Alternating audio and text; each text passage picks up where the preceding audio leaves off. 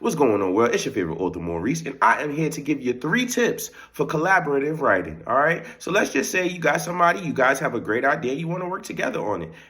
There are going to be some things that come up that you're going to have to work on. Now, with me and my brother, Kawan, my writing partner, when we came together and created our book, Finders Keepers, The Age of Apophis, we had to make sure everything was what it was before we got to writing this book. Luckily for us, we were friends first, so it was fairly easy to collaborate and create together. All right, so the first thing you want to do is establish clear roles. When it comes down to me and my brother, I am the character developer. I'm going to take the characters where they belong and who they are and where they're going to be. He is the world builder. I always call it the Shakespearean style of writing. You know, he can go ahead and give you the ins and outs, all the details. He can break everything down for you, the things you love in a book, the things that make you see what's going on. He is amazing at that stuff. Me, I'm going to break them characters down, that dialogue, all of that. So we know what our roles are and we know what we're here to do. Can I world build? Obviously, yes, I'm an author. Can he do character development? Obviously, yes, he's an author. We can work together. We can do each other's job, but we know who's better at what. So establishing those clear roles helps so that nobody's ever stepping on each other's shoes. Nobody's ever, doing each other's job. And there's really just no reason for any animosity on the low, Speaking of animosity, number 2, you want to communicate openly and frequently, okay? Like, now, don't just have one open conversation once a month. Y'all want to talk as much as possible on this project because it's not just you, it's not just them. You two are coming together. And any creative and artist knows ideas come every day. It's never just a one-day thing where it's like, oh, yeah, that was cool. And then you never had another great idea again. No, you have great ideas 4 in the morning. You have great ideas, while you're at work. You have great ideas while you're on a date, while you're out. They just pop up in your head and you have to be able to, announce them and say them because you might forget, but your partner may not and may tell you, oh, yo, but I thought we was doing A, B, C, and D with it.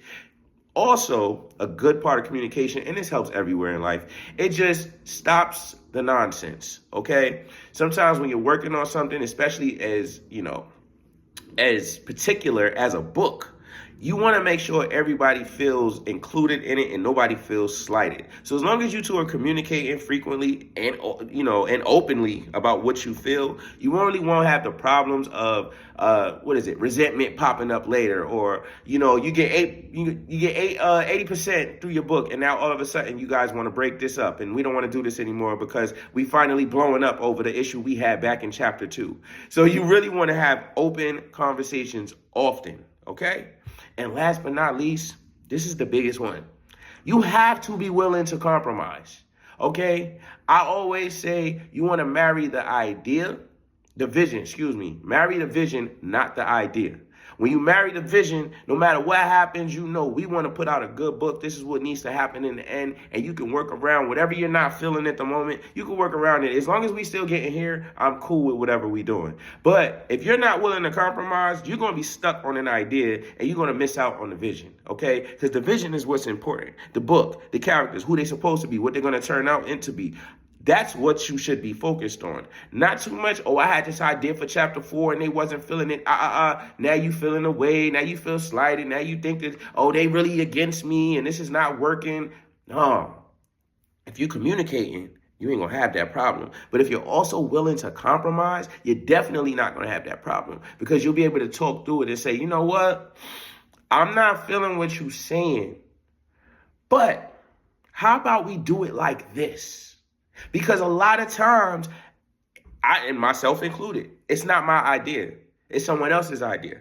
So I have to find out how I could see what you're seeing, and this is not my idea. So I have to visually go through all the mechanics in my mind and my imagination to see the idea that you're coming up with, to see if it still matches that vision. And sometimes your partner may not even be able to explain it to you. They're like, look, I got this idea. I don't have everything, but this is what I got so far. That's where you're supposed to kick in and say, oh, okay. Well, I don't know about them doing that. But let's say if they did that, what if this happened? And now you two can compromise and work together on an idea, all right? Collaboration, it's all about working together. That's from relationships to friendships to every other ship in the world. You're going to have to figure out, and these tips can help you all the time. We're going to establish clear roles. Who's doing what at all times? Don't switch it up now. Don't switch it up. Help out if you can, but don't switch it up. Know what your role is and stick with that, all right? Number 2, you want to communicate openly and frequently. Open your mouth. Say what you need to say. Closed mouth don't get fed. Don't nobody know how you feel in your head. So go ahead, open up your mouth, and speak often, okay? Often. And last but not least, be willing to compromise, dog. It's not all about you. It's about other people too, all right? So with that said, that's going to be the 3 things that you need to know to collaborate. Y'all keep thriving, keep striving. Have a great rest of y'all day. Thank you.